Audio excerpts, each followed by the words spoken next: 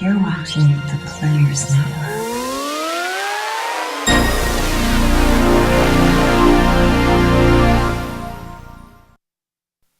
I'm Austin Miller, and I'm a player, and you're watching the Players Network. Those other football pregame shows are a waste of time. We're the only one dedicated to building your bankroll. So sit back and enjoy. Here comes your winning edge. Direct from the entertainment capital of the world, Las Vegas, Nevada. It's the most watched sports handicapping pregame show in the world.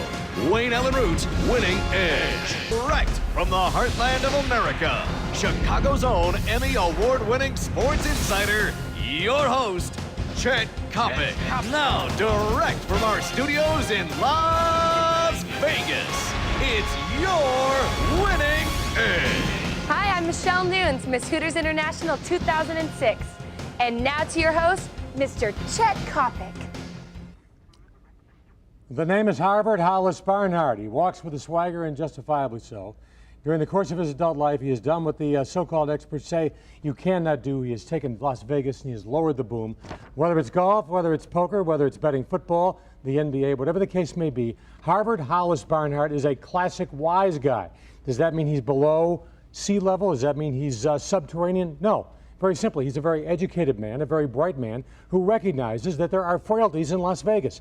Frailties that will allow the point spread player, the good poker player, to capitalize. Anytime I have the opportunity to sit with Hollis Barnhart, it's going to be educational, because this is a man who once again has taken the Vegas system and said, you know what, I'm going to blow it out of the water.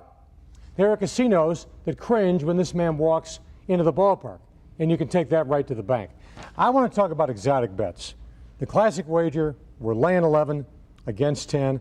Let's talk about the exotics. Dance floor is wide open. You are a master of exotic bets. Well, Chet, you know, you can't just depend on laying 11 to 10 and make a straight bet. A lot of times you have to adjust your way of betting, and the first thing I look at is money line bets. Now, a money line bet is where you don't have any points. So if I want to take an underdog, and let's say that underdog is, or the favorite's favored by 6, and I think they're going to win straight up, why would I want to lay 6 points and put up $100 or $110 to win 100 when I can put up $100 now to win $200?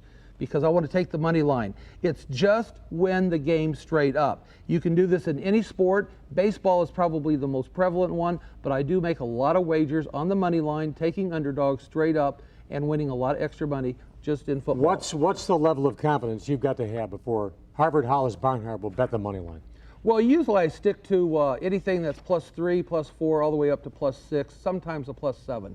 And I'm usually putting up, say, for every $1,000 you put up on a +7, you're going to get back approximately $2,500. All right, talk to me about the total, the over-under. What are the key factors for a guy who's becoming a point spread player to really understand? Because the total can confuse you. It can look awfully attractive. It can reach up and bite you right in the booty. Well, the first thing you have to do is break down the difference between passing teams and running teams. For instance, if I have 2 running teams going, I'm immediately going to look for the under. If I have passing teams going, I'm going to look for the over. The other thing when you're betting the totals is weather. Weather's one of the most important things that you can consider. Now, Chet, what would you think would be more important when we're dealing with weather? You're from Chicago. Would you think that snow would impact the game? Wind. Rain, extreme Wind. cold? You're exactly right. Wind is probably the #1 thing, and probably the thing that no one ever checks, but you have to check the wind. It'll affect field goals, it'll affect play calling, it'll affect pass patterns and things like that. Another thing we want to move to is halftime bets. Let's say you're stuck a little bit on the halftime. Have you ever made a halftime wager? Sure. Okay, what you want to do on the second half, and that's when you usually make your bet at the second half, the line is usually cut in half. They're usually going to shade the line to the team that's behind. But the key thing there is you want to look at the last minute to 2 minutes of the first half and see who has the momentum before you make your halftime wager. You also want to look for teams with younger players, maybe faster players if they're playing on AstroTurf versus a slow field. You want to look for weather and see if they're going to be playing down and holding a lead.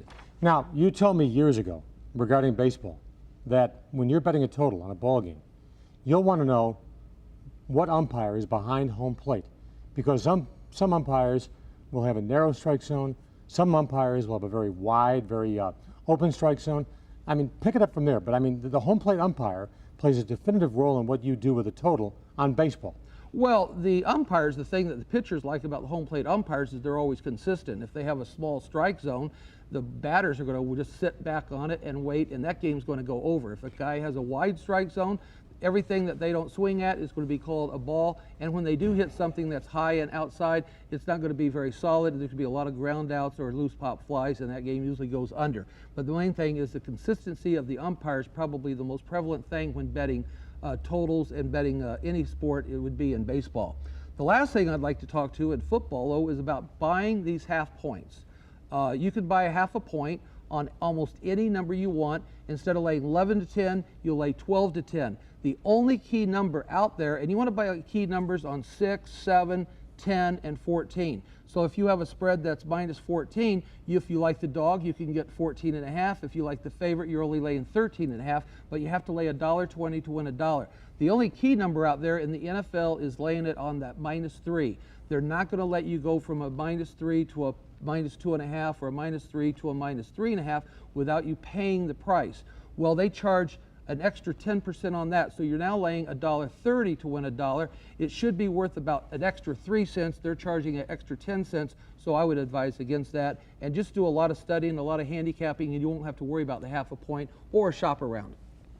Harvard Hollis Barnhart. Once again, the man is in education about how to beat the wise guys in Las Vegas. Why? Because Harvard has been doing it for 30-plus years. Again, you don't become a point spread player overnight. You sit at the knee of a man like Hollis Barnhart because he understands the complexities of beating Las Vegas. It's a system that can be beaten, and beaten by you, but only if you have the expertise of someone like a Hollis Barnhart. Harvard Hollis Barnhart in Vegas. Again, when he walks in the casino, walks in the sports book, people shudder. They shiver. He's Harvard Hollis Barnhart.